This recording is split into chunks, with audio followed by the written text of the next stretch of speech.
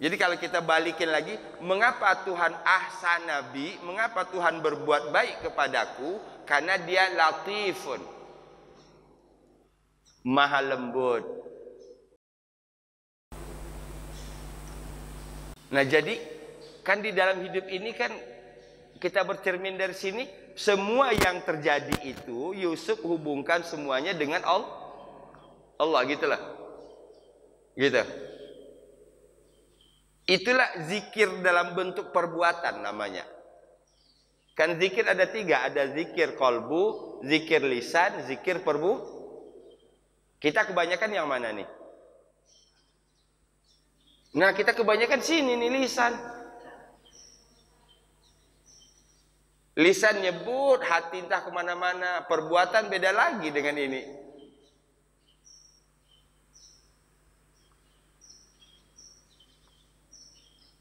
Iya, gitu. Apapun yang didapati oleh Nabi Yusuf selalu kembalinya kepada Allah. Judul besarnya tadi ahsan Nabi. Jadi kalau dibalik lagi, bentuk atau penampakan latif itu dalam kehidupan sehari-hari apa? Berupa kebaikan. Berarti ketika kita mendapatkan satu kebaikan, itu bagian dari latifnya Allah Subhanahu wa taala. Apa sikap kita? Ahsan Nabi Rabbi. Ahsan Nabi Rabbi. Tuhan telah berbuat baik kepadaku. Ini bukan hanya dilakukan oleh Nabi Yusuf alaihissalam. Kita ingat ketika Nabi Sulaiman juga demikian. Nabi Sulaiman singgasana Balkis ada di depannya, apa yang diucapkan oleh Nabi Sulaiman? Hadza min fadli Rabbi. Ini adalah karunia Tuhan untukku. Liyabluwani aashkuru am akfur. Untuk menguji aku apakah aku bersyukur atau kufur. Semuanya dikembalikan kepada Allah. Semua kebaikan dikembalikan kepada Allah. Nah, coba kita lihat lagi. Inna Rabbi latiful lima yasha. Sesungguhnya Rabbku maha halus, maha lembut terhadap apa saja. Noh, ini dia luas ini.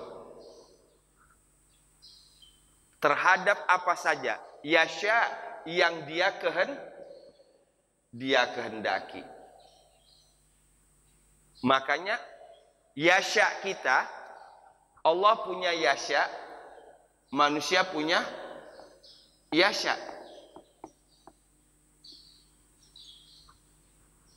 Punya kehendak. Allah punya kehendak, manusia punya kehendak. Yang pasti akan terjadi adalah kehendak Allah. Itu sebabnya kita selalu mengucapkan insya Allah. Jika Allah menghendaki.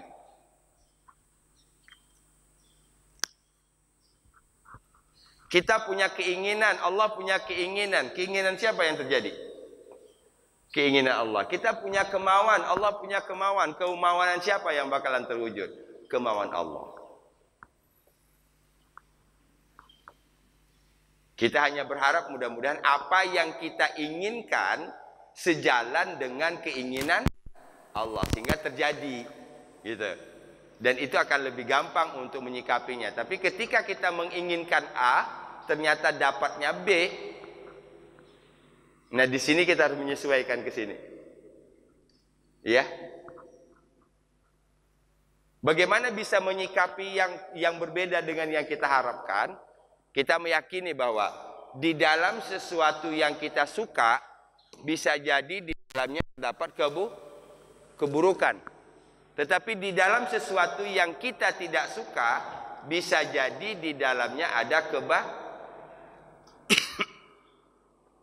Wallahu ya'lamu wa antum la ta'lamun. Allah Maha mengetahui, kalian tidak mengetahui. Asa an tuhibbu syai'an wa huwa syarrul lakum wa asa an takrahu syai'an wa huwa khairul lakum. Boleh jadi kamu suka sesuatu padahal itu tidak bagus untuk kamu. Boleh jadi kamu tidak menyukai sesuatu padahal itulah yang bagus untuk kamu. Sehingga kita nggak pernah mengeluh dalam hidup ini. Tinggal bagaimana menyesuaikan ini. Ya, menyesuaikan ini dengan apa yang diberikan oleh Allah. Bagaimana cara menyesuaikannya? Inilah yang terbaik untuk saya menurut Allah. Udah, lakoni. Inilah yang terbaik untuk saya menurut Allah. Fahim?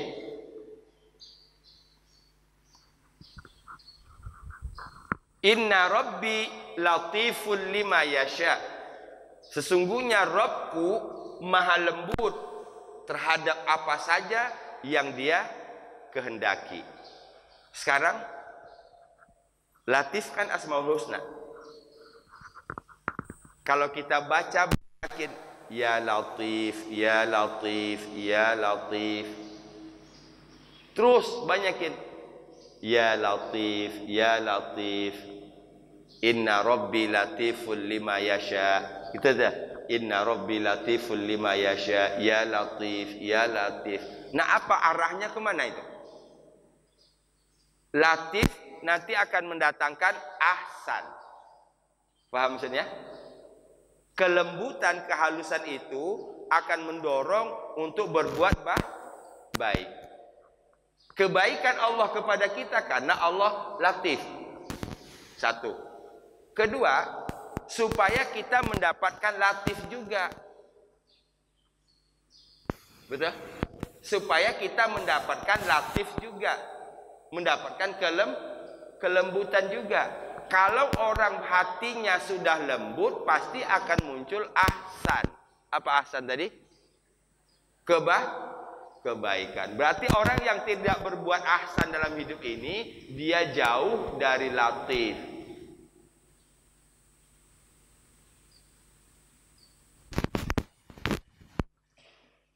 Bahkan kalau dalam surah Al-Baqarah itu sampai detail loh Allah menjelaskan itu berkaitan dengan betapa sikap yang diperlihatkan oleh Bani Israil.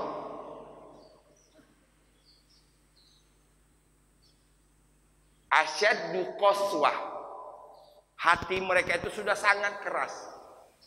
Bahkan Allah mengumpamakan orang kalau hatinya yang segitu sudah sangat keras, itu bisa jadi batu bermanfaat daripada hati.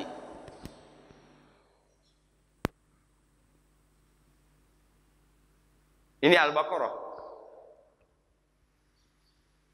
Kalau di satu sungai ada batu, maka air sungai itu bersih. Betul?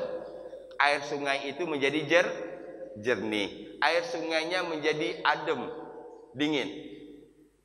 Itu manfaatnya batu. Tapi kalau hati yang sudah membatu, ya, qaswah tadi sudah membatu tadi, itu sudah kalau di sungai bikin kotor sungai itu. Paham? Kalau di sungai bikin kotor sungai.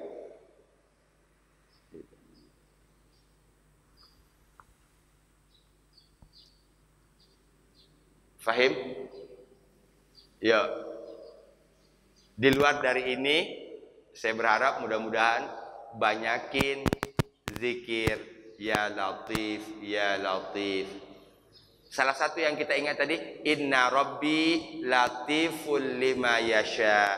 Inna Rabbi latiful lima yasha. Bahkan dalam ayat lain, rizki, apapun bentuk rizki yang kita terima hari ini, itu bagian dari latifnya Allah Subhanahu wa taala. Ya. Yarzuqu may yasha. Dia memberi rizki siapa saja yang dia kehendaki. Wa huwal latiful khabir. Dia maha lembut, maha mengetahui. Jadi rizki munculnya dari latif. Kelembutan munculnya dari latif. Kebaikan munculnya dari latif.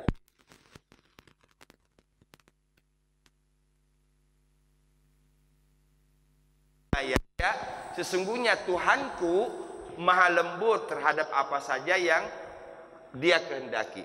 Innahu huwal alimul hakim. Sesungguhnya dia al-alim, maha mengetahui, al-hakim, maha bijaksana. Sekarang saya bawa ini dulu, kita tadaburi sepenggal ayat ini, kita bawa dalam kehidupan sehari-hari. Al-alim, maha mengetahui, al-hakim, bijaksana. Alim itu pengetahuan, hakim itu sikap.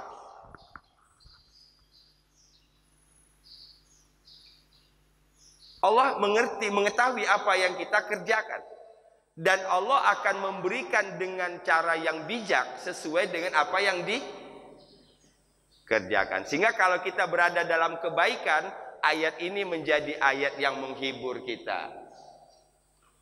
Tapi sebaliknya, kalau orang berada di jalan yang salah, ayat ini bisa menjadi ancaman. Apa yang dimaksudkan dengan bijaksana itu?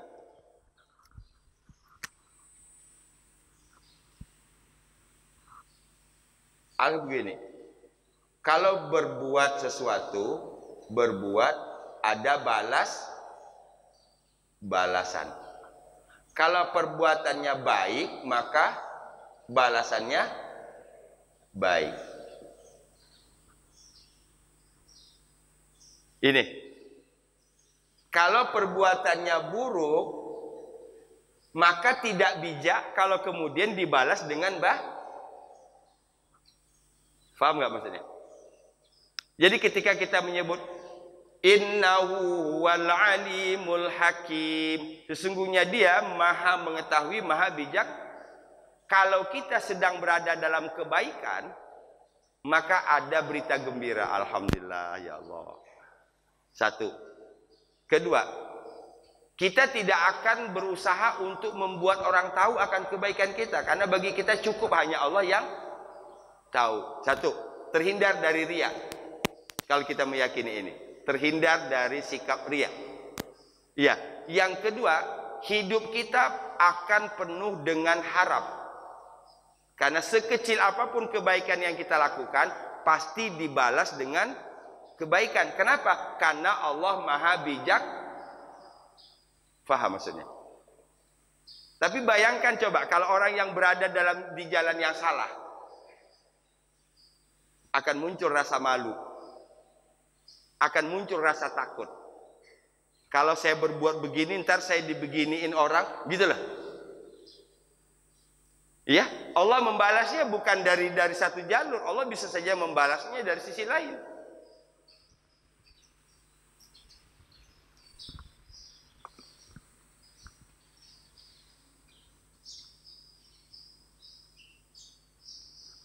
Innahu huwal alimul hakim. Sesungguhnya dia maha mengetahui, maha bijak, maha bijaksana.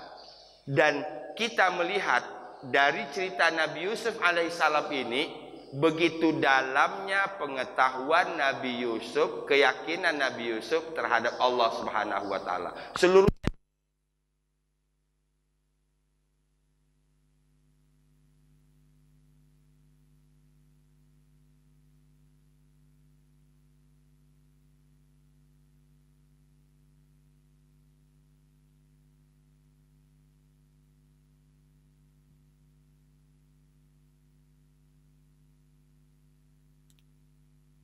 bagaimana solusinya menjadikan saudara-saudaranya tadi yang marah, cemburu dan benci kepada Nabi Yusuf menjadi akur. Kan itu bukan masalah gampang kan?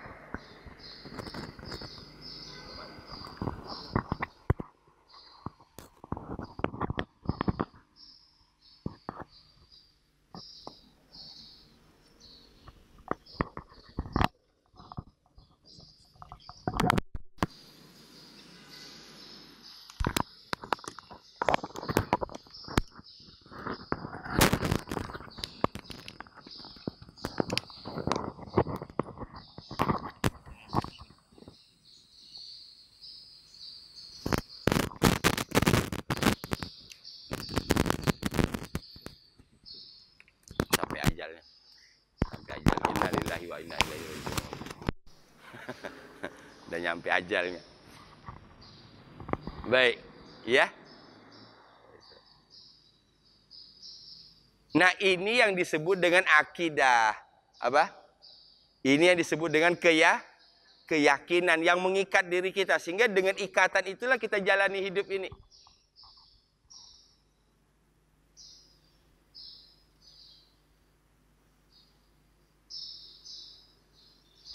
Oke, bisa dipahami?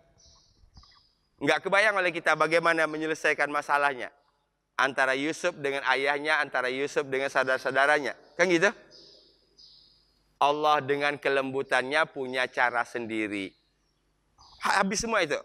Hilang semua persoalan. Ya, hilang semua persoalan. Bahkan Nabi Yusuf menyebutkan, ya udah, jangan diingat-ingat masa lalu. Kan gitu sebelumnya? Jangan ingat-ingat masa lalu. Dan kita berdoa mudah-mudahan Allah mengampuni kita semua. Jadi ini satu solusi yang luar biasa. Inna Rabbi latiful lima yasha. Sungguhnya Tuhanku maha halus terhadap apa saja yang dia kehendaki. Inna Rabbi latiful lima yasha. Ya.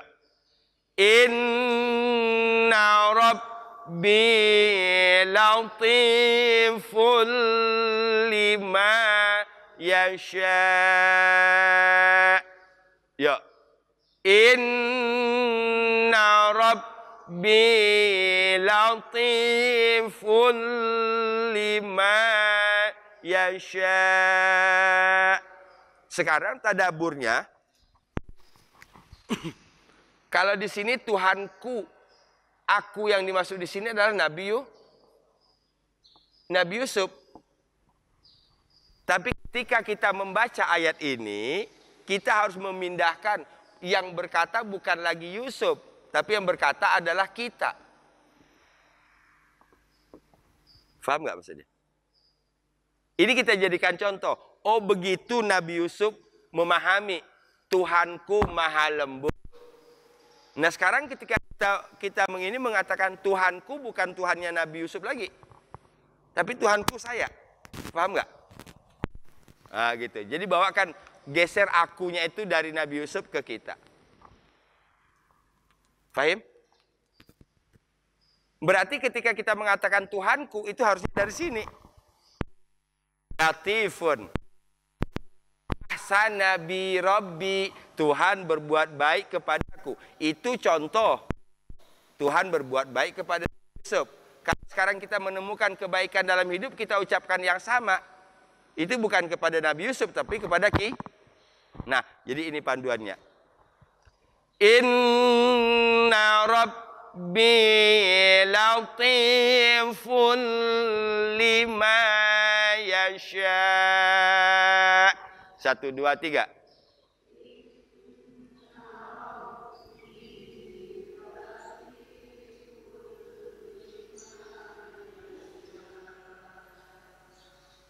Itu saja. Masukkan, jadikan keyakinan Allah maha lembut. Apa saja yang dia kehendaki. Lima yasha ini artinya melewati yasya'nya manusia. Yasya tadi artinya apa? Kehendak. Ya, melewati yasya-yasya'nya manusia. Sehingga ketika kita meyakini ini, kita akan terhindar dari putus asa. Ya, kita akan terhindar dari putus asa. Latiful lima yasya. Maha lembut, apa saja yang dia kehendaki. Allah tidak ada yang bisa membatasi. Kehendak Allah tidak ada yang bisa menggagalkan. Wa huwal innahu huwal alimul hakim. Kedua, kita lanjutkan lagi. Kita menjalani hidup dengan keyakinan Allah maha mengetahui, Allah maha bijaksana. Kalau kita melakukan kebaikan, ada berita gembira di sini. Allah tahu kok kebaikan saya. Kalau di dalam hati kita ada niat baik, maka kita pun menjadi senang. Allah tahu kok dalam hati saya ini pengen berbuat baik. Betul nggak? Ada. Yang kedua, Allah maha bijaksana.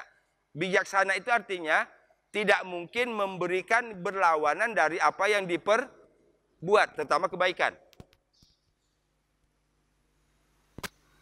Walaupun kadang-kadang prosesnya harus melalui jalan yang bermacam-macam. Ya. Innahu huwal alimul hakim. Ya. Innahu huwal alimul hakim. Inna rabbi.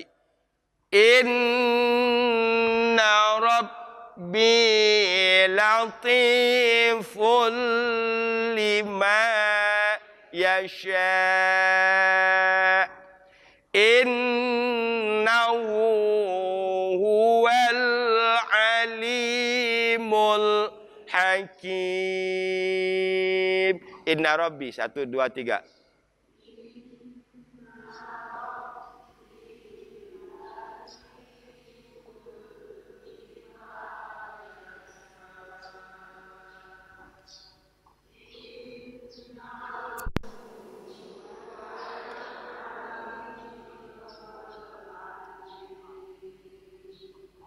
Ya, innahu huwal alimul hakim. Sekarang kita bawa dari kacamata manusia. Hakim adanya setelah alim. Ya. Kalau Allah kita nggak bisa urut seperti itu. Ya. Allah maha mengetahui tanpa belajar, kan gitu? Betul nggak? Allah maha mengetahui tanpa belajar. Gitu. Allah mengetahui tanpa proses. Allah ada, tidak ada yang mengadakan. Betul? Allah maha kuasa dan kuasa Allah itu tidak akan pernah berkurang. Sekarang kita bawa ke kita. Mengapa alim dan hakim ini selalu alim dulu dan baru hakim? Untuk manusia ya. Untuk manusia. Untuk Allah nggak boleh. Kalau bahasa lainnya Allah bisa hakim walaupun nggak alim gitu loh. Mengapa kira-kira? Mengapa selalu alim dulu baru hakim? Untuk manusia. Karena nggak mungkin manusia jadi bijak kalau nggak punya ilmu. Faham? Nggak mungkin manusia menjadi bijak kalau tidak punya ilmu. Ilmu itu ada dua. Ada ilmu teori yang kita dapat dari buku, dapat dari kitab. Ada ilmu pengalaman. Faham? Oh, kita udah banyak menjalani hidup, banyak persoalan yang kita temukan satu persatu, kita belajar untuk menyelesaikan persoalan-persoalan tadi. Lama-kelamaan jadi skill. Dan kita jadi bijak. Jadi secara tidak langsung kalau saya memahami ayat ini, Allah mengatakan bahwa kalian tidak akan pernah menjadi bijak kalau tidak ada alim. Kalian tidak akan jadi bijak tanpa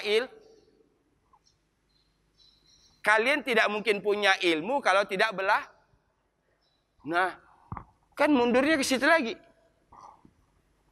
Ini kembali lagi, ini untuk manusia, tidak berlaku untuk Allah. Gitu.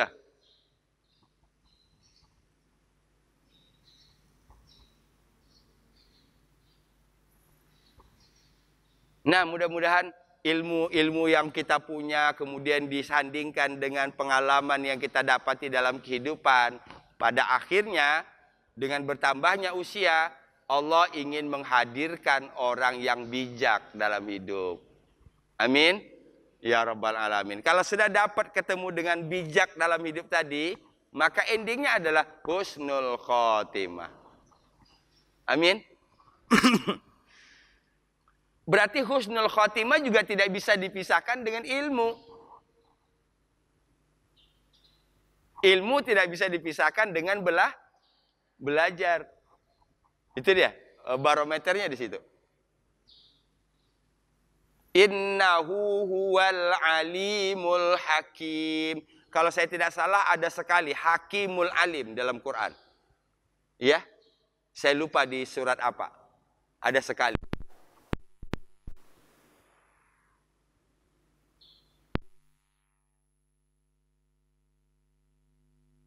Nah, Nabi Musa belajar kepada Khidir.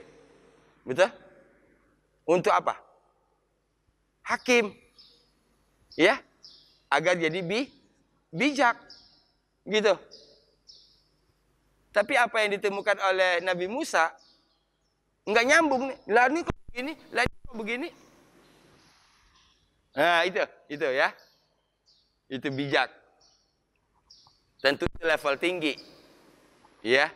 Jangan pula kita sembarang bocorin perahu orang, nanti itu bisa bermasalah. Ya. Innahu huwal alimul hakim. Yo, inna rabbi. Inna rabbi latiful lima yasha. Innahu huwal alimul hakim. Sambungin dengan yang tadi, wajah abikum. Wajah abikum minal badawi mim ba'di an nazaghash syaitanu baini wa baina ikhwati. Terus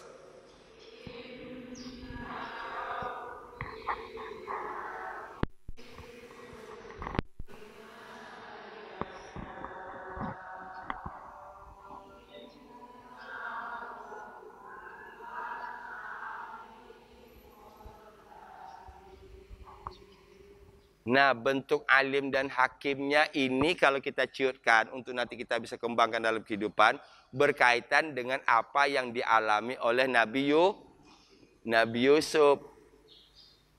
Allah tahu Nabi Yusuf dibuang di sumur. Allah tahu Nabi Yusuf dijual. Allah tahu Nabi Yusuf ada di istana. Allah tahu Nabi Yusuf difitnah. Betul? Allah tahu Nabi Yusuf masuk penjara tanpa ada keputusan pengadilan. Tapi mengapa itu semua dibiarkan oleh Allah? Bisa jawab? Menguji iman, satu. Kedua?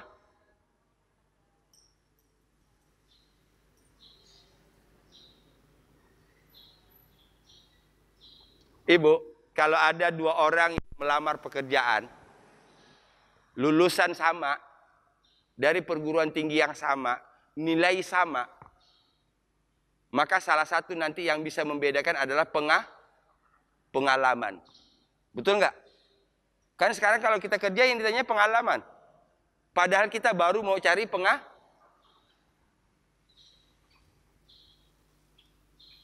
nggak maksudnya? Allah antarkan Nabi Yusuf ke sini, Allah antarkan Nabi Yusuf ke sini, Allah antarkan Nabi Yusuf ke sini sampai ke penjara. Pada akhirnya betapa rasa bahagianya ketika dia ditunjuk menjadi aziz. Betul? Menjadi aziz. Melewati itu semua. Atau bahasa lainnya, orang tidak akan jadi aziz kalau tidak melewati itu. Apa melewati itu? Bekal dalam memahami segala sesuatu yang terjadi. Maka nggak ada biasanya yang terus mulus saja tiba-tiba naik. Ada nggak? Nggak ada. Ya gitu. Iya. Sekarang ibu naik ke puncak gunung. Ini dua orang naik puncak gunung. Yang satu mendaki dari bawah dengan luar biasa tenaga sampai dia ke puncak. Yang satu diantar sama helikopter. Sama-sama di pesawat, di puncak. Bahagia mana? Gitu. Faham maksudnya? Kan sama berada di puncak nih dua-duanya. Yang satu karena berusaha dari awal, dari kaki sampai mendaki, sampai jatuh, terluka, terkilir. Tapi dia semangat, pengen sampai ke atas. Kedua, ada orang yang pakai helikopter, dianterin nih, sampai ke puncak. Nggak enak. Nggak enak. Bahagia mana? Ya Allah, dapatnya itu rasanya luar biasa.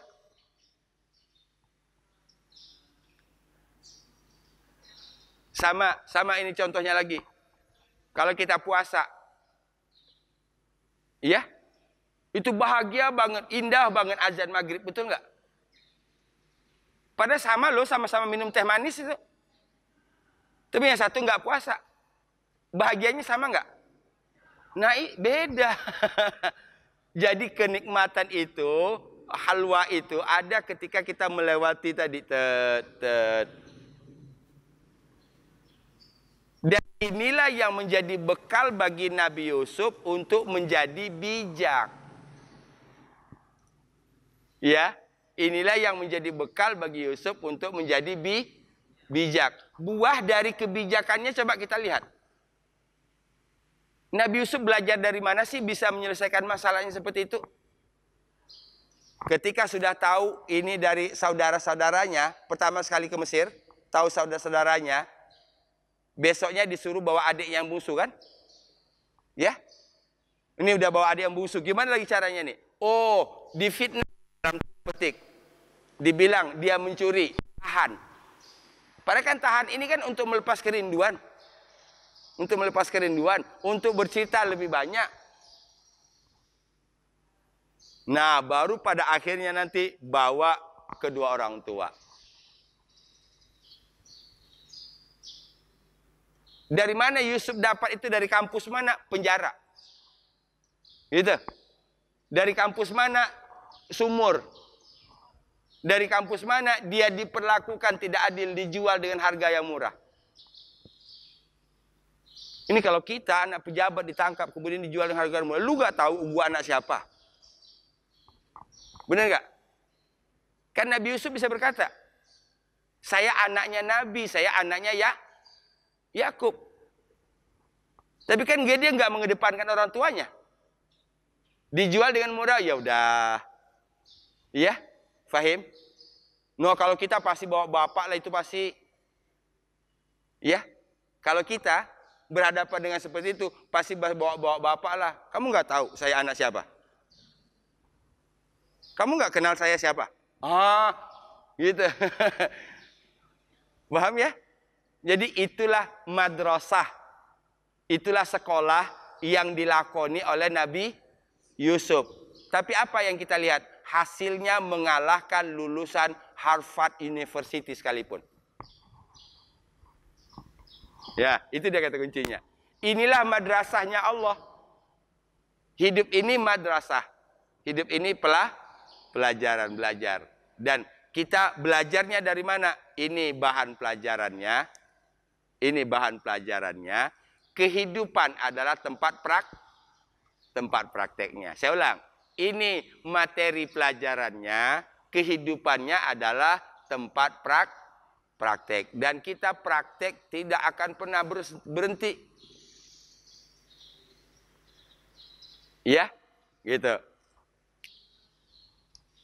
Kalau di sekolah kan bisa disebut begini. Kalau waktu sekolah ujiannya macam-macam. Ya. Ada ujian biologi, ujian fisika, ujian kimia, ujian matematik. Tapi begitu dalam kehidupan ujian ekonomi. Ya. Begitu dalam kehidupan ujian cuma satu, ekonomi. Alhamdulillah. Tinggal 11 ayat. Bisa suntas nggak sampai Ramadan?